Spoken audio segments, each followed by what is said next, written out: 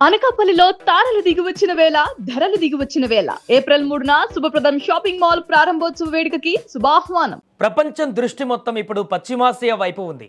America తన సైన్యాన్నంతా Iran వైపు మోహరిస్తూ యుద్ధ సన్నాహాలలో బిజీగా ఉంది. సరిగ్గా ఇలాంటి సమయంలోనే అమెరికాకు నిద్ర లేకుండా చేసే ఒక బ్రహ్మాస్త్రాన్ని ప్రయోగించాడు ఉత్తర కొరియా అధ్యక్షుడు కిమ్ జాంగ్ ఉన్. ఏకంగా అమెరికా గడ్డపైకి నేరుగా అణ్వాయుధాలను మోసుకెళ్లగల అత్యంత శక్తివంతమైన రాకెట్ ఇంజన్ను కిమ్ విజయవంతంగా పరీక్షించాడు. ఇరాన్తో అమెరికా తలపడుతున్న వేళ కిమ్ ఈ భారీ క్షిపణులను ఎందుకు పరీక్షిస్తున్నాడు? ఇది ఇరాన్కు కిమ్ ఇస్తున్న పరోక్ష మద్దతు. ఇరాన్ అమెరికా యుద్ధంలోకి ఉత్తర కొరియా ఎంట్రీ ఇవ్వబోతుందా? ఈ మైండ్ బ్లోయింగ్ జియో పాలిటిక్స్ను ఇప్పుడు తెలుసుకునేటువంటి ప్రయత్నం చేద్దాం.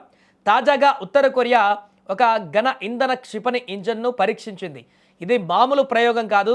కాంపోజిట్ ఫైబర్ మెటీరియల్తో తయారైనటువంటి ఈ ఇంజన్ ఏకంగా 2500 కిలో టన్నుల థ్రస్ట్ సామర్థ్యాన్ని కలిగి ఉంది.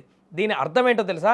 అత్యంత బరువైనటువంటి అణు వార్ హెడ్లను పెట్టుకొని ఖండాంతరాలను దాటి నేరుగా అమెరికాలోని ఏ నగరాన్నైనా క్షణాల్లో బూడిద చేయగల సత్తా దీని సొంతం. ఇదిలా ఉంటే గతంలోనే కిమ్ ఒక సంచలన ప్రకటన చేశాడు.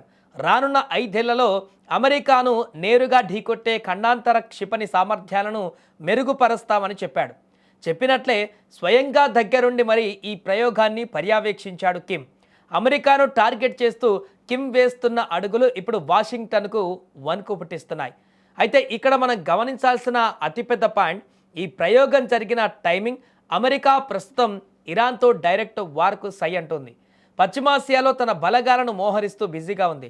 సరిగ్గా ఇదే అమెరికా వీక్నెస్ అని కిమ్ పసిగట్టాడు. అమెరికా 2 చోట్ల ఒకేసారి యుద్ధం చేయలేదని కిమ్కు బాగా తెలుసు. అందుకే ఈ సమయంలో అణ్వాయుధ పరీక్షలు నిర్వహించడాన్ని కిమ్ బలంగా సమర్థించుకున్నాడు. ప్రపంచవ్యాప్తంగా అమెరికా ఉగ్రవాదం దండయాత్రలు చేస్తుంది. ఇలాంటి సమయంలో తమ దేశానికి బలమైన సైనిక నిరోధక శక్తి కావాలని కిమ్ ప్రకటించాడు. ట్రంప్ పేరు నేరుగా చెప్పకపోయినా ఆయన టార్గెట్ మొత్తం అమెరికా అధ్యక్షుడు ట్రంప్ విధానాలే అని స్పష్టంగా అర్థమవుతోంది. అయితే పశ్చిమాసియాలో అమెరికా ఇరాన్ మధ్య వార్ తారాస్థాయికి చేరుకున్న తరుణంలో కిమ్ భారీ క్షిపణిని ఎందుకు పరీక్షించినట్లు? ఇరాన్ అమెరికా యుద్ధంలోకి కిమ్ ఎంట్రీ ఇస్తున్నాడా అనేది ఇప్పుడు చర్చనీయాంశంగా మారింది. అయితే ఇరాన్కు కిమ్ నేరుగా సైన్యాన్ని పంపకపోయినా కిమ్ వ్యూహం పరోక్షంగా ఇరాన్కే లాభం చేకూరుస్తోంది. అమెరికా ఇప్పుడు ఇరాన్ పైన పూర్తి స్థాయిలో దాడి చేయాలంటే 100 సార్లు ఆలోచించాలి.